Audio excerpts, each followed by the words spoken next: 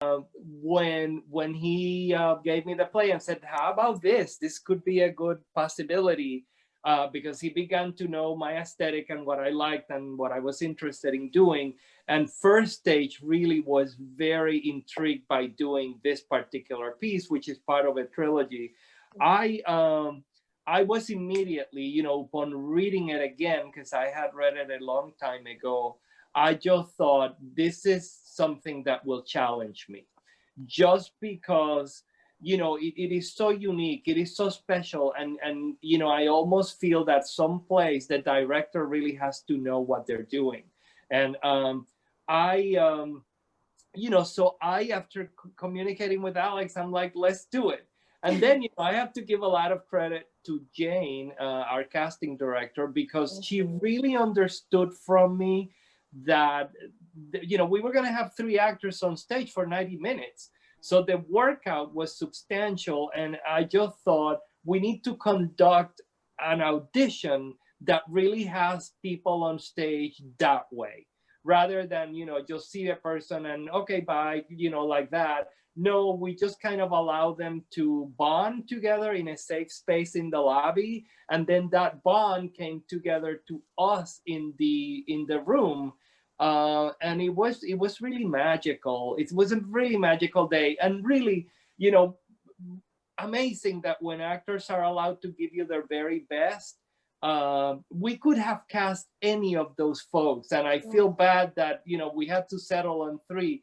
It took me weeks to decide because any combination would have given us just an incredible situation or experience. So I'm very blessed to have had Jane and also Alex by my side to really see what this group of actors gave us, which was unbelievable. I want to conclude by saying, it is really something that what we really do, the majority of what we do, the audience don't get to see. From the moment we read the play, the casting process, the design process, and then the rehearsal process, people see the final product. And I can tell you that the casting of this was one of the most amazing things. And I wish that we could have people see what it is that we do, that is not the just final product. So there you have it. I have to say that you probably are like one of the only directors that would like want to offer up an inside eye on the audition process, because it's not always cute or fun. So it depends who's in the room. I mean, I have tremendous respect for actors. I have been on stage myself a few times. Understanding that process, understanding that moment, those auditions and all of that is really, you have to have tremendous empathy and embrace the work that they're doing for you and empower them to make it their own, because we may have ideas, but ultimately they're the people that are going to get that character and give it life off a page. And it takes tremendous energy and power and concentration. And I also feel that I love when actors make bold choices, because they just wake you up. They're like, well, that's not something I would have thought, but to have the guts to do that in those 90 seconds is incredible. And it reveals so much about the actor. And you begin to match them to that character in very interesting ways. And that was one of the things that happened during the audition.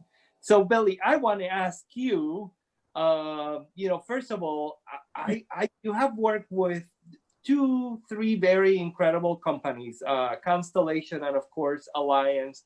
I think Theater Alliance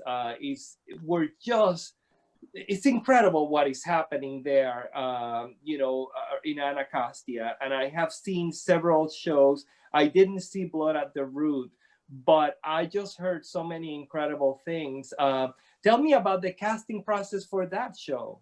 Yeah.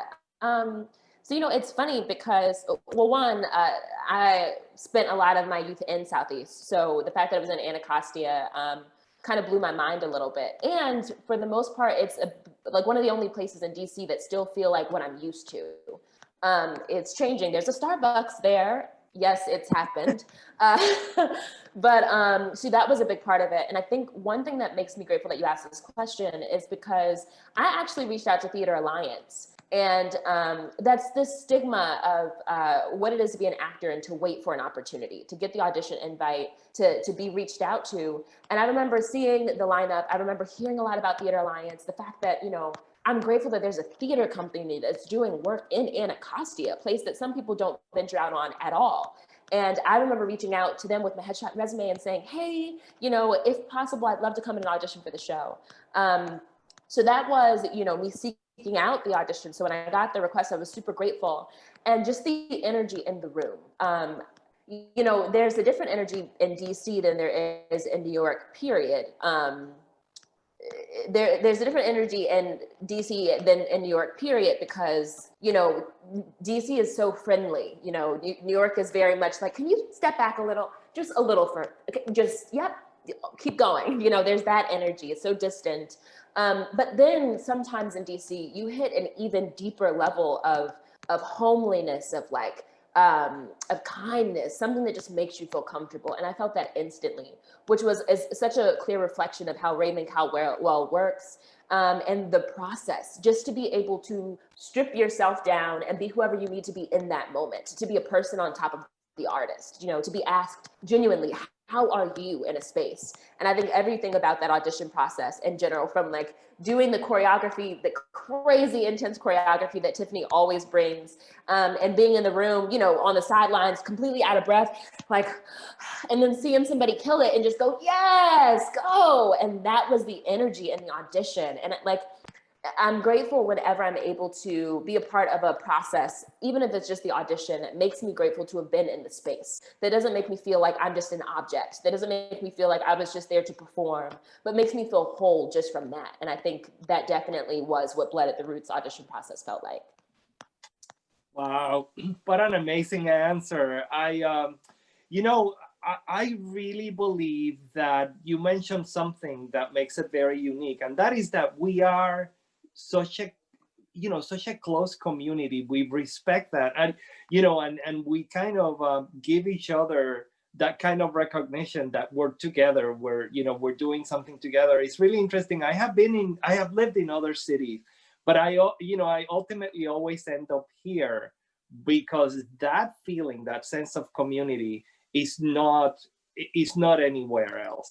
I mean, I have worked in other places where I know, as respectful as people are and excited that you're there, if you fall flat on your face, they're like one less to compete with, you know. Honestly, you know, you get that feeling that they're happy that you fell. I have fallen on my face in DC, in the DC region, many, many times. And, you know, it's ultimately amazing that people still want to work with me. Actors want to work with me. Artistic directors hire me. People are like, don't worry about that. You know, I mean, you're creating a body of work.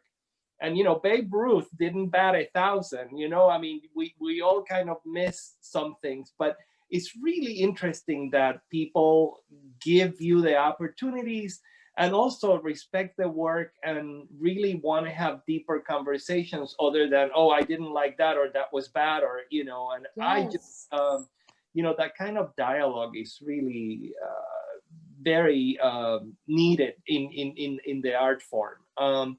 So you know, going back to the title of our conversation, because it's related to, in many ways, to the pandemic, I want to ask you, Billy, one of the first things that Dee may have wanted us to cover is, what were your first thoughts when you realized that, oh my God, you know, theaters are closing? What is this about? What was your reaction to that reality? And when I answer this, because I had a similar question, I want to ask you in return, when did you actually realize that it was happening and that it was happening in a big way? For me, my response, see, when we first started hearing about it over here, it was the thing that was happening out of the country. So it wasn't a real thing for me. We were still rehearsing, we were still auditioning. Oh, the COVID-19 has touched base in this new country. Okay, and we're still auditioning and we're still working. So for a really long time, it wasn't a real thing. And then slowly but surely, people were like, well, my show's being postponed. So I think for me, it took a while for it even to hit. And then we moved to digital rehearsals. And even when I moved to digital rehearsals, I kind of was like, it's going to be finished in a month. In a month, we're going to continue. So it wasn't until a month passed, or even it was just a week of digital rehearsals, and they let us know we were fully stopping the production I was working on, that it hit. And it just kind of, it's never happened before for me, and my time. And I think for any of us, this kind of mass shutdown. So it really did take a long time to process that this was real. Our world as we knew it wasn't even being put on pause, it was being halted. And then when it did, I think the first thing that I jumped into was taking time for me, taking time to watch movies, taking time to bake. I cooked a lot of biscuits that contributed to my quarantine 15. So it took a while, but I'd say that just shows how big this moment is because it wasn't even real for me until about a month later. So for you, in regards to COVID, when was it finally real for you?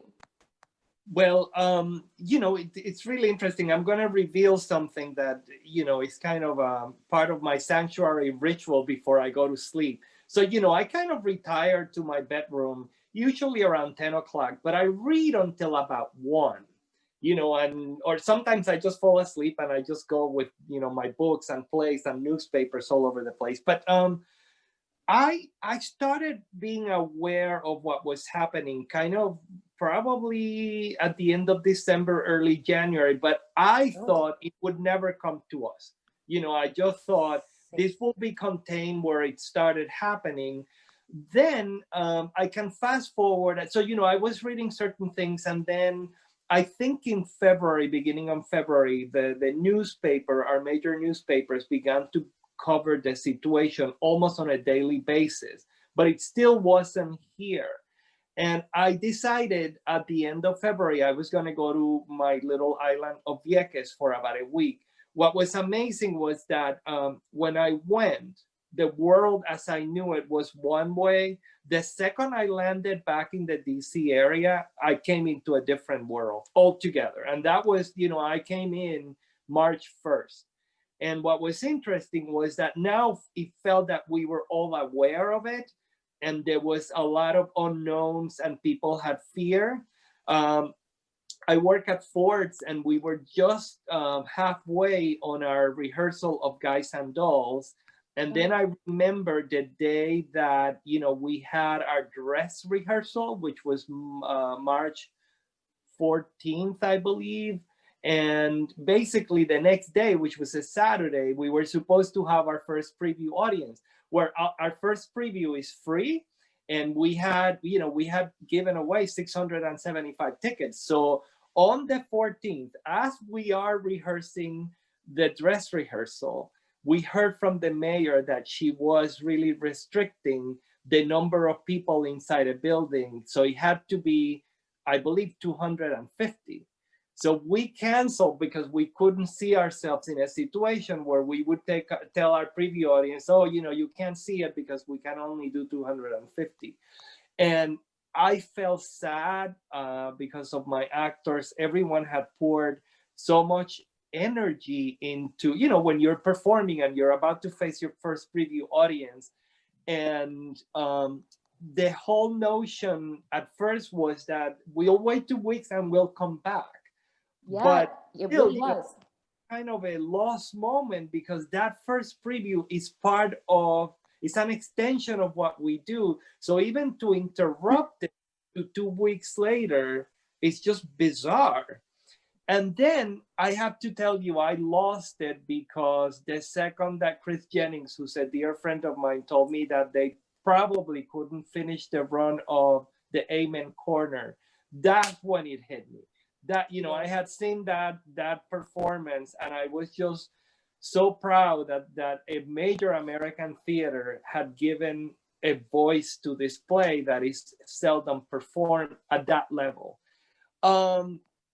Then, I had other thoughts. It's like, oh my God, I hope we come back in 2 weeks. There's a lot of actors and artists, people that this is how they make a living. They support it with other things, but this is their thing. And then it didn't happen. Yeah.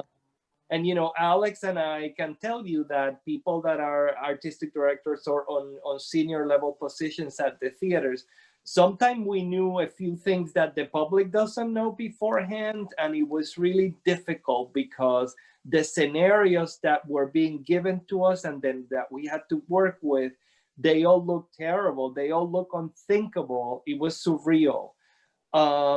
Like you know, once I had to go home and work from home, I started using the time as creatively and as you know, taking care of the mental side of the brain that Yeah. needs to also be healthy, and trying to use the time productively. But you know, it's been 8 months that have been really difficult, and I Yeah. cannot disassociate uh, it from the people I love that I haven't seen. I haven't been inside of a theater in 8 months. Yeah. This Yeah. is something that I have done my entire adult life, so I almost feel like a zombie at times. A long answer, but that kind of is. No,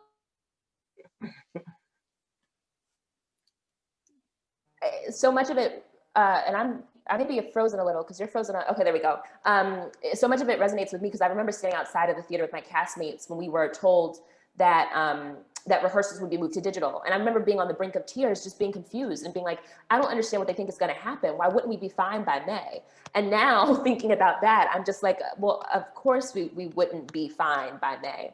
And my question for you is, during this quarantine, I feel like, especially on the actor side, because so much of us is put on pause because we think about, like Dee was mentioning earlier, what we do with ourselves and how that might affect what roles we can apply for. So we may not have a hairstyle, we may not change a look, we may try to stay a certain size, we may even not go out for this thing because we don't want to be considered this category or be pigeonholed. So a lot of our lives are put on pause because we consider how it may affect our overall artistic journey. But during this quarantine, after we slipped into a month, into 2 months, I feel like there was a realization that we don't know if and when the world is going to open up again. And so much of what we've been wanting to do for so long, we haven't been, for something that is so uncertain.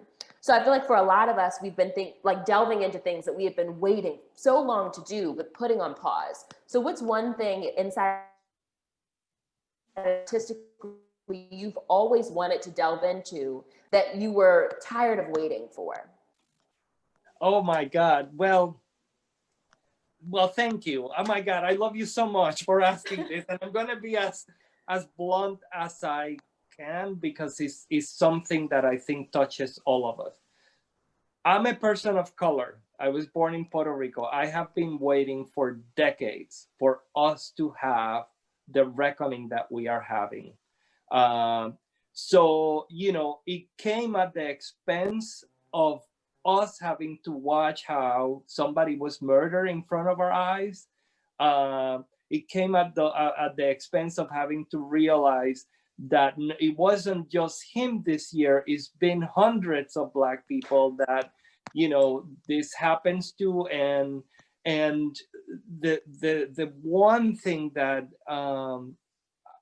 I think is very clear is that we could never go back to what we were doing as artists without really dismantling racism in our organizations.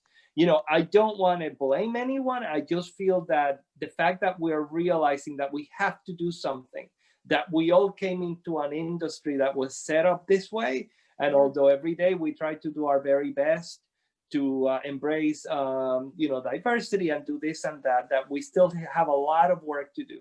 So I feel this is very important, and that this is the moment to do it.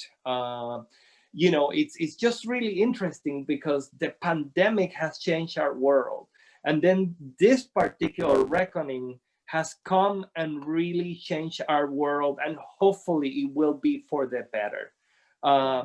I do, you know, how do you feel? I mean, do you think that the work we do as artists from now on will be different once we're out of this? Or how do you hope that the reckoning, you know, changes all once we're back? Yeah, and I'm so happy that, and I think it's so beautifully curated because the same things that you're saying you're passionate about, I'm all the way into as well. And I think that it can't. And one of the reasons is because inside of this quarantine, one, we're already plugged into the digitals, the social medias constantly. But being inside of a quarantine where it's our only outlet to stay connected, we're even more so tuned in. We're watching what other people are doing. We're connected with people we may not have been otherwise. And the biggest thing of that is inside of this reckoning, inside of this movement, inside of this fight for justice, we are witnessing those who are fighting, those who are not, and those who are silent, those who are absent. And that's on an individual level, that's on a larger level. And also in a lot of ways, like I remember my first, back when Eric Garner had gotten murdered, I think it was 2016, I was working on a show, I did a radio interview, and I called my father so excited. And afterwards he said, Billy, watch out what you speak on. Like you have a career to focus on, so just be careful what you decide to speak out about. And inside of this reckoning and the quarantine, that filter has been dropped. So in a lot of ways, people have been speaking out on things that they've always felt passionate about. And that can't be unheard. That can't be undone. And the same way certain people have not been speaking out, certain companies have not been doing anything. That can't be unheard. That can't be undone. And the ways as an actor we've been existing, and the industry exists, that kind of we need everyone else. Actors need to be hired. Actors need theaters. Actors need directors. Actors need. And so little are actors the ones that are needed.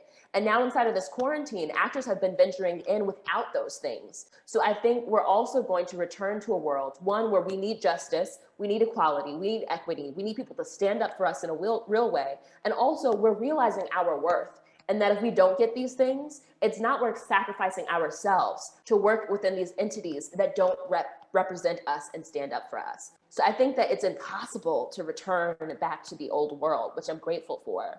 And speaking on the movement, I feel like it's not only thrust me deeper into activism, but into so many different categories, photography, all these other things. My question for you is, because we like see the world through our lens and we're artists, what's one of the pieces of art or plays or songs, just anything that came to mind when the movement really started to happen? That piece that you were like, oh, this would be perfect to produce right now. Oh, this would be perfect to get started right now. Wow, that's a tremendous question. I mean, like, so because I have, I always have a list of things that they come in and out, and then other times, oh, something else happens and you want to do that. But right now, the one play that I want to do more than anything is called The African Company Presents Richard III. I think it would be like an amazing, unbelievable thing. And this really is based on something that happened historically, where, the African Company was a theater company that was founded by African-American actors very early on at the beginning of the 19th century. And it may have roots from before then. And they were going to perform Richard III. And, there was a British company that was coming with white actors. And basically they were trying to prevent the African Company from performing, Richard III. And they end up performing the play in like back alleys of New York City. And that particular production is actually lauded and respected more than the actual play that came to be performed. So, it's just such an incredible thing to see that the Western canon of how some of us became artists is not just reserved for people that are white or specific culture, that people, that have the, African storytelling way of telling a story can be so good at Shakespeare, at the classics, we're storytellers. And I conclude that, what inspired me to seek out Richard III or the African Company Presents Richard III was that, I don't know, a couple of years ago, I was teaching artists in Silver Spring in a high school, and I was asked to teach Shakespeare. So, I showed up and I told them we were going to study Romeo and Juliet, and they were like, you have got to be like, like no one really cares. And I wasn't giving up. And so I just told this class, you know what, we are going to do it. And the next day I came, they were bored, they were not paying attention. And I just said to them, tomorrow we're going to do it. But the assignment is, I want you to rap the verses. I want you to come And, you know, all of a sudden I had 30 faces looking at me, and they were like, they get Yes. day off book, ready to go. And I never saw those scenes ever perform like that with so much passion, enthusiasm. Oh, It was fun. And, you know, to this day, I mean, I don't think it could ever be matched. It's incredible. And these were high school kids. I'm so grateful for your existence. I have to be honest, everybody, Shakespeare, so, and I probably am gonna, this is a forbidden thing to say, but I've never been a Shakespeare fan. And I'm saying that coming from a place of, I'm Black. I've only been in public schools. You know, I haven't, you know, I'm all the things that Shakespeare does not appeal to naturally when it's done traditionally. And you go into these theaters, and I'd be surrounded by, you know, my classmates even, and we'd watch the Shakespeare piece and we'd finish, and I'd be so confused. And this is my high school self. And everybody else would be like, oh, it's brilliant, X, Y, and Z, and X, Y, and Z. And I'd feel so lost. Like I was unworthy, like there was something wrong with me, like I was missing something. But realistically speaking, sometimes the ways that they traditionally present Shakespeare, it creates a barrier as opposed to appealing to all audiences. And everybody deserves it. And I've gotten a chance to do remixing the classics with Coolidge High School too, Romeo and Juliet. And there's a point where it clicks for them that, wait, this is for me. This can appeal for me. This is something I can understand. So the fact that you said that, just, I'm so grateful that you took the time to find a way to show them that they are not exempt from enjoying this work, and that this work isn't for an astute kind of people. It's for everybody. So thank you. I'm so grateful for that. Oh, well, thank you. You know, now tell me, what plays have found you? You know, like it's very interesting because, of course, I always read plays, but I just love when plays all of a sudden appeared in my life, and you understand that it's for a reason. So, have you read anything that has found you that you think you want to do once we're back?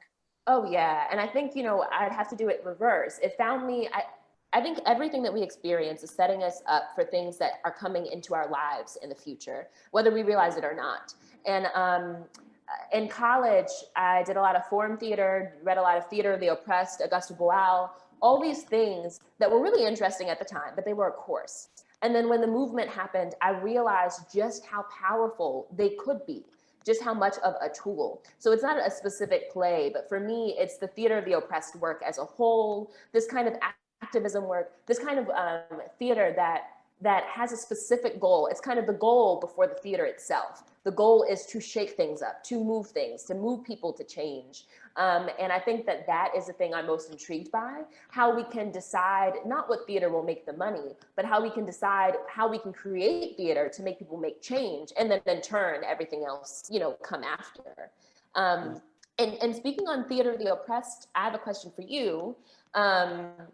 So we have this term now, BIPOC, B-I-P-O-C, which kind of is like a way to clump us all as the people of color. It includes African Americans, the Asian community, the Hispanic, Latinx community. It's kind of just clumps us together. And while it's great to, you know, recognize equality in general, I feel sometimes that it's difficult, but because to clump us together as a group sometimes diminishes all of the individual struggles that we have as individual cultures. So one thing I wanted to ask for you is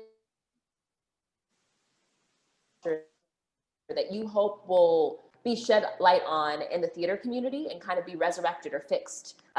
Sorry, it's saying that my internet connection's unstable. But my question for you is specifically in regards to your culture, what's one thing that you hope can be shed light on and have change be made about moving forward in the theater world? Wow. Well, Billy, thanks for the question. I have to be very honest.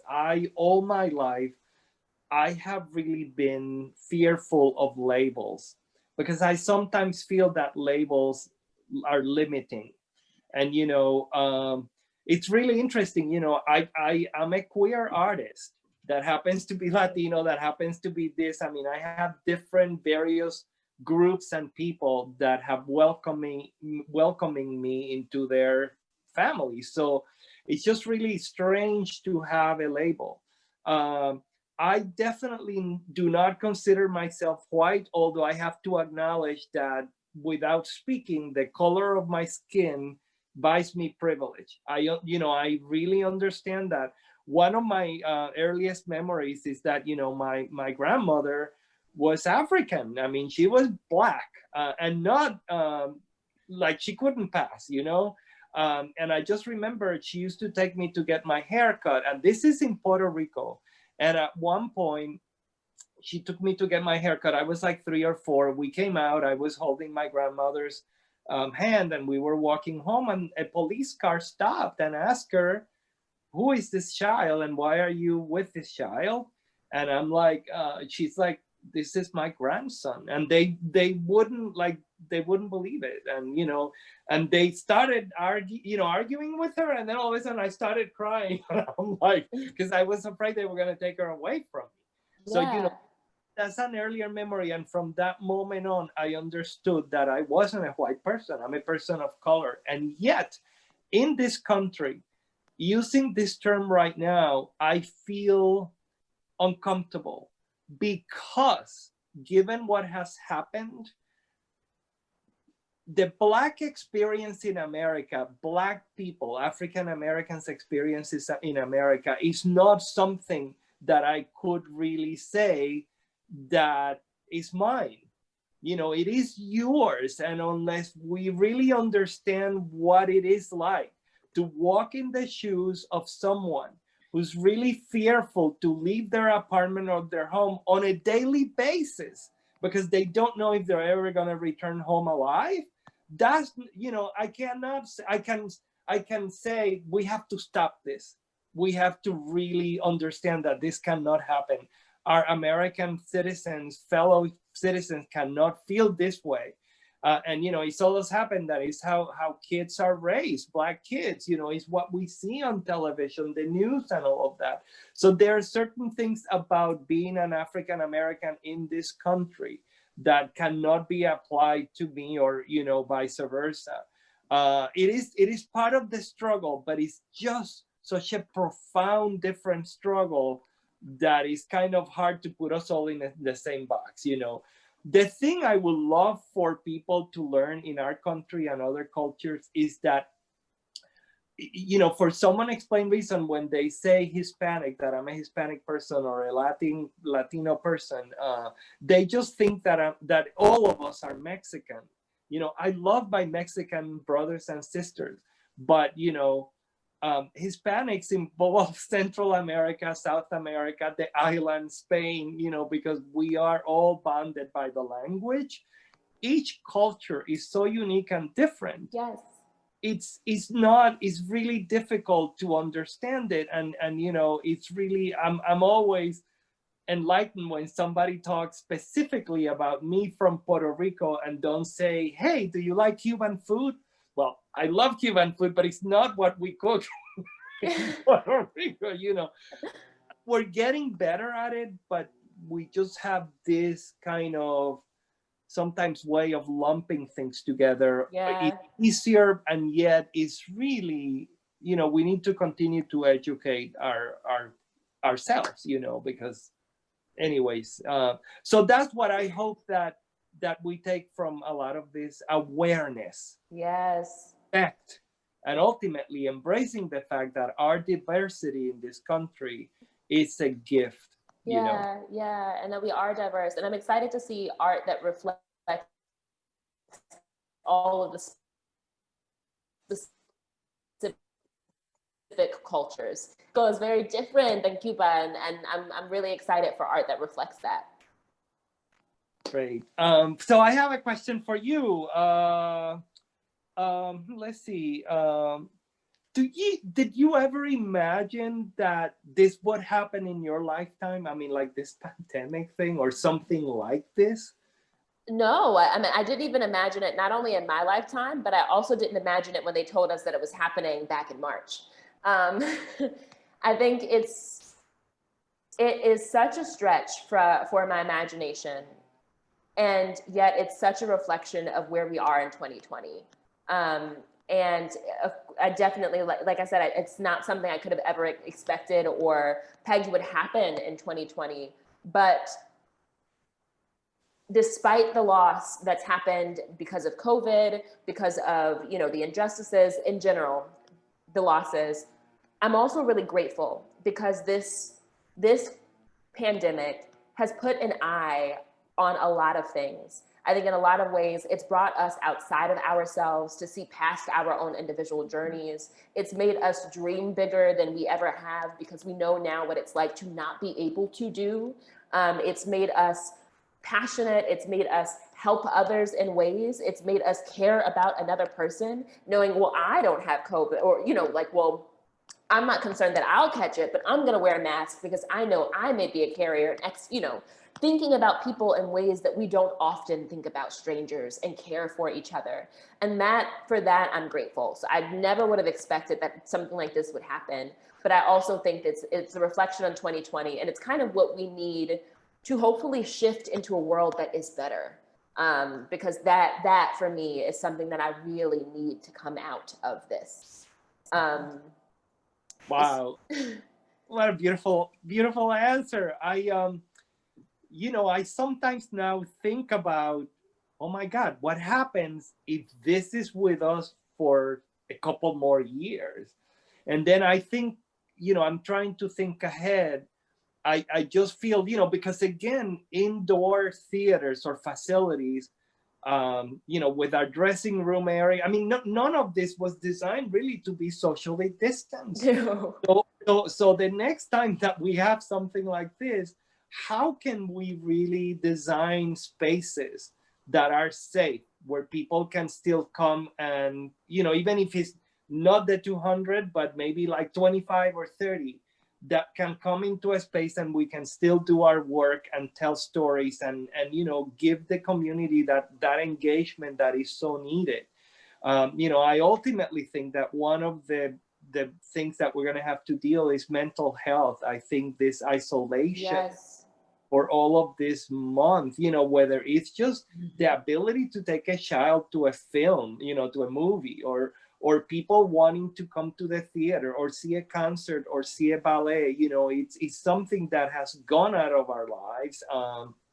And I think it's like, you know, I would love to be able to be part of people that design the perfect space where, you know, we can still come, and whether instead of a curtain is plexiglass, and, you know, and we figure out the backstage area so that we keep our artists safe. Yeah. It is something, I mean, you know, because this could go on for longer, you know, and I fear that, you know, it could in our country. Yeah. I also want to applaud your bringing the mask situation.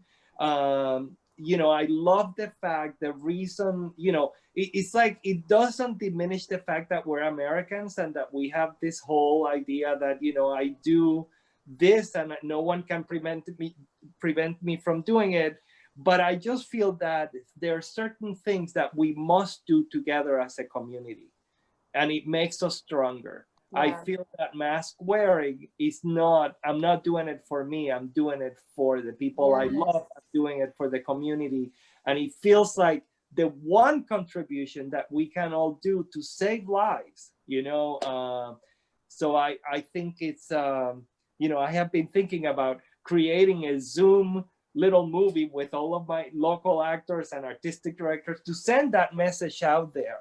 Because the one thing that has been taken from us is the fact that things like this have been politicized. Yeah. And I'm sad that we haven't been able to really change the course of that.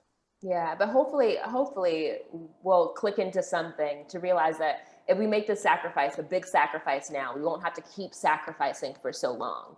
And, you know, with the second shutdowns happening, starting around the world, maybe this time we'll get it right. One question that I have for you, I'm all about affirmations and manifestations. I really think with some intentional energy, we really can bring about into our lives anything that we want. And I know that in this quarantine, like you said, mental health is such an important thing. And we've had a lot of time to spend with ourselves in ways that I'm just not used to, having so much time that's mine, so much time with my thoughts, so much time where I am in control of what happens next. So one thing I'd like to ask you is, what is one thing that you are hoping to affirm and manifest for your artistic journey and just your personal journey moving forward? What's one thing that you'd like to affirm and manifest for yourself? I feel that, at times we as artists don't listen to the creative interior of ourselves. Because of this has happened, I have been refueled by all of these ideas and all, wanting to work with younger people, wanting to more go into teaching. I mean, all of the things are keeping me up at night. And it's just reaffirmed the fact that, you know, I was very early on. I have to tell you, Billy, I was embarrassed when people asked me what I did, because you would say, oh, I'm an artist or I'm a director, and people will look at you and it's like, well, that's a hobby. What is it that you do? And it was always very bizarre. Now, even before the pandemic, I'm very proud to say, I'm a theater practitioner, I'm a storyteller, and this is what I do. And I do this because in our society, what we do sometimes changes people's lives. People need what we do. They need to be enlightened. They seek it out. It's really interesting. I was reading something that has been studied. We're trying to be creative in Zoom and virtually, but there's something about that collective breath that we take in the theater when there's the turning point, and we feel that, and that actually releases certain things in our bodies that make us really healthy, and mentally. And so I think, going back to your mental health thing, I believe just embracing the fact that this is who we are. We are theater artists. And at times like this, we are needed most by our communities and the people who really love what we do.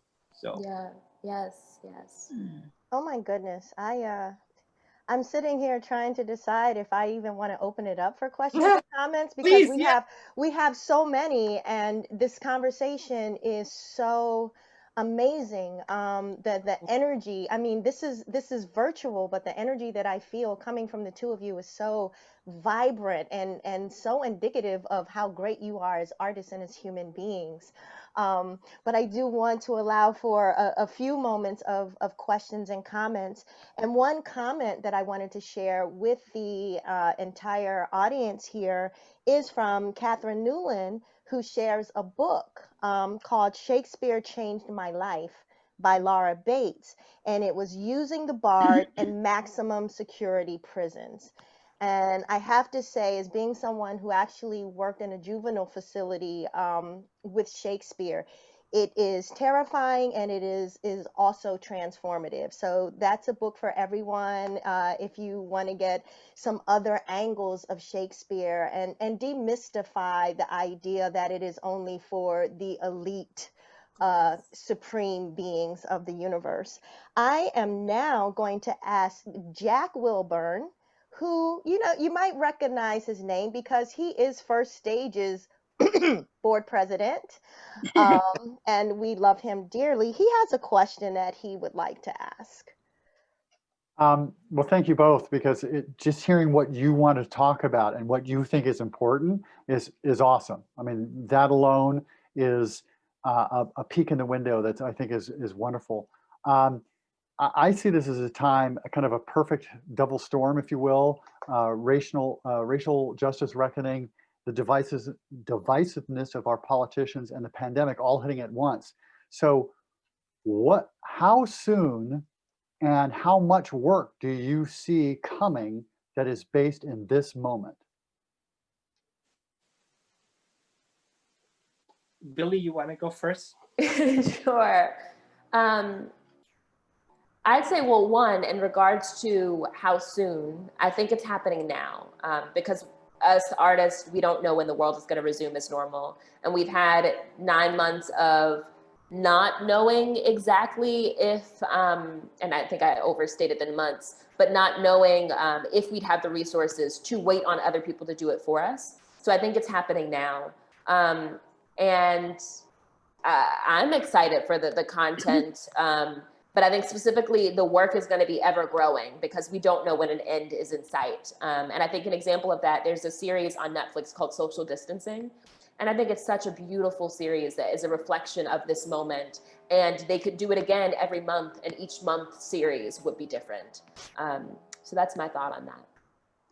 Jack, thanks for the question. I feel, I have to tell you, I'm very proud that we live in this community, that collectively this is home for us artistically, in that I feel that, I believe we have 90-something theaters in this region, and I believe that many of them are meeting this moment in ways that makes me very proud to be here. And by meeting this moment, I believe is that the work they want to do, the stories they want to do collectively right now are going to reflect the reckoning and the diversity of our world. Giving voices and a safe space for stories that have not been told before. Perhaps directors that have not been given the opportunity to direct before. Actors that we have in the past dismissed, well, they're not all of that I think is going to change dramatically. I just hope that we're able to continue to embrace that way of thinking and not like say, well, for the next 2 years we need to do this so that we are the it theater, because it would be a mistake for us to embrace the moment and then discard it and go back to what we were doing before. In terms of writing, I can tell you that I know, some not only local playwrights, but national playwrights, they are writing things that I think is going to be a wave that will be remembered. And one of the things, going back to something Billy said earlier, for the first time, I believe possibly for the next 10 years or so, we will have political theater again. The landmark play Angels in America, it was like a landmark play, and I just feel that we don't produce enough political theater, and I feel the time has come and it's coming, so. Yes. Wow. Thanks. Thank you both for that. I wanted to share my personal friend, Kathy Mayer, who is on all of these events with us. She just wanted to say that she really, really appreciates and admires your optimism along with your true understanding of reality about the situation that we're in. And now I'm going to open up the question to Joan, who, again, one of my personal favorites. Okay, everybody on here is one of my personal favorites. So, Joan, can you go ahead and ask your question? First, I have to thank you for giving me such a boost. I know I'm not going to sleep tonight. Your energy, your love, your creativeness, it comes forth and it warms the human spirit. It really does. And I think the room feels it. My question is to Billy. And for those of you who don't know, besides Billy being a remarkable, incredible artist who I adore and respect, so she paints and she's an artist in that genre. And Billy, I'd like to know how, if COVID has affected the way you do your painting and your sculptures and everything else, and if so. Yeah, thank you. I'd say, yeah, absolutely. One, it thrust me into a whole nother field of visual art, photography. When I, went out and took photos of what was happening in the streets. But also a lot of my art became centered around the movement that happened inside of during quarantine, from like taking some glass that I took from the damage to the buildings and incorporating that in some of my art. A lot of my art has become devoted to those who we've lost during quarantine, especially Black women who often are forgotten in the fight for justice. And I found that that's kind of where my work has been geared towards. And a lot of it incorporates just the art that's around us, from the graffiti in the streets to the broken glass in the streets to the protesters. And a lot of it has shifted in that way, which I'm super grateful for. Thank you. Billy, I want to say that when you won your Helen Hayes, It was a great moment.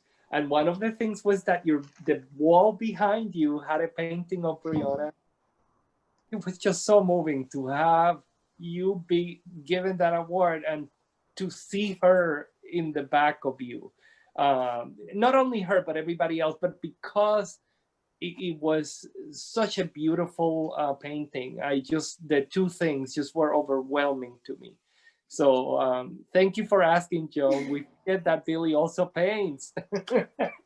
Thank you. An amazing artist, multi-talented, multifaceted, and also an activist.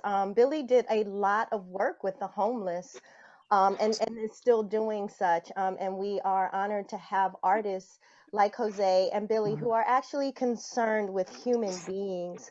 I have one question that came from, I'm going to see, it was either Gail or John Howell, because they're together.